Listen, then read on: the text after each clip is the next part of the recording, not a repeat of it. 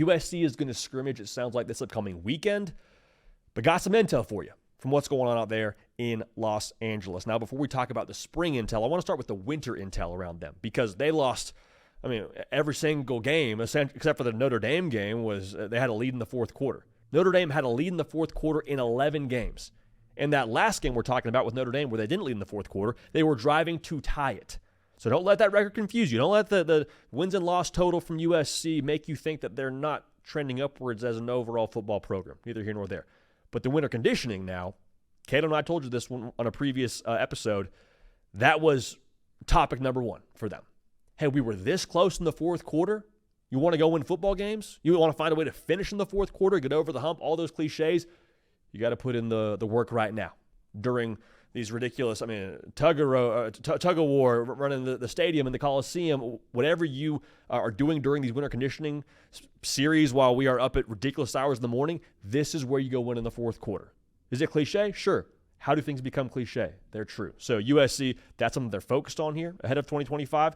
I've been told from folks close to USC, they feel like they are now in a spot, what I was told for the first time since the Pete Carroll days at USC, they're now in a spot where they have everything in order for the most part to go win at the highest level. Personnel department, creme de la creme. Roster, good spot. Offensive staff, good spot. Defensive staff, good spot. It's all there. It's all there. Now, the big variable for a lot of people, I think, is what is Jaden Maiava in 2025? They've been impressed with him so far this spring. It's only been a few practices, so we'll see how this whole thing trends and get more information out of the scrimmage. But one of the big notes on him is just the comfort level for him overall at USC has just continued to skyrocket, because he comes in last year. It's essentially Miller Moss's job to lose. You take over the job in November. There was never really, I think, a natural entry point for Jaden Maiava to really insert himself as a leader. Sounds like, though, with the way the offseason has gone, he's kind of a more vocal cat. He's kind of taken charge as being leader of this football team. It's a very, very good sign. Also getting more comfortable with the playbook. I think he's going to be a guy for you here in 2025, just my opinion. I think that his skill set, I think his mobility, I think the fact that he's had a full year in the system at this point, I think also the fact that Lincoln Riley went and got him via the portal.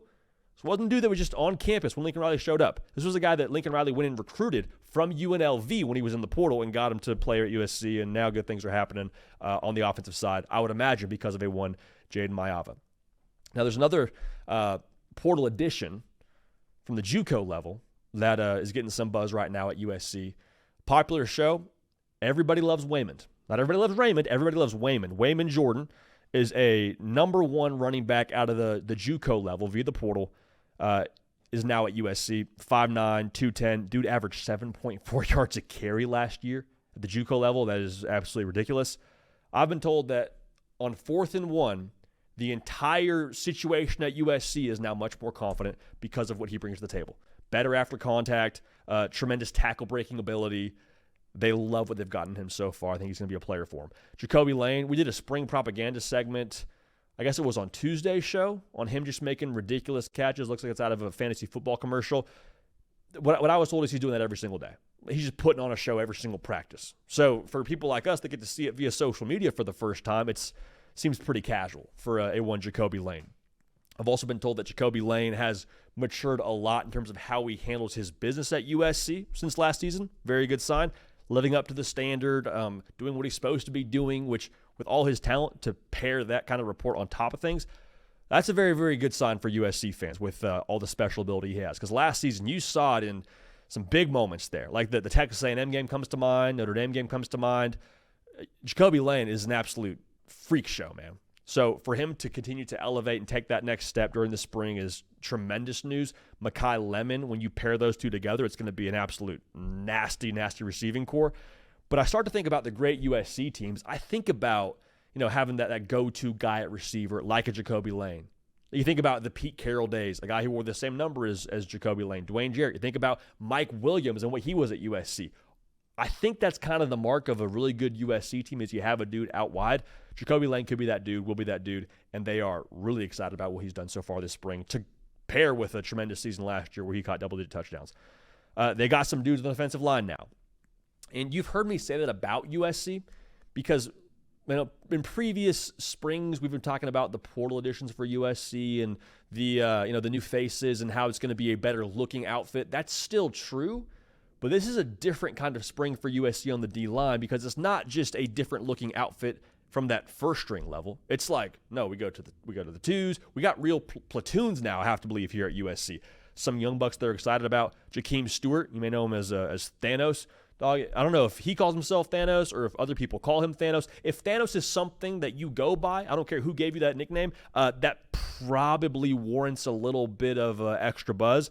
I was told that during one of his first practices at USC, you're wondering what the freshman's going to bring to the table, right? I mean, hasn't really, based on his high school career, didn't have the most traditional lead into USC. There was not a ton of high school tape on the guy based on just different things with him and not playing as much as you would typically see from a high schooler.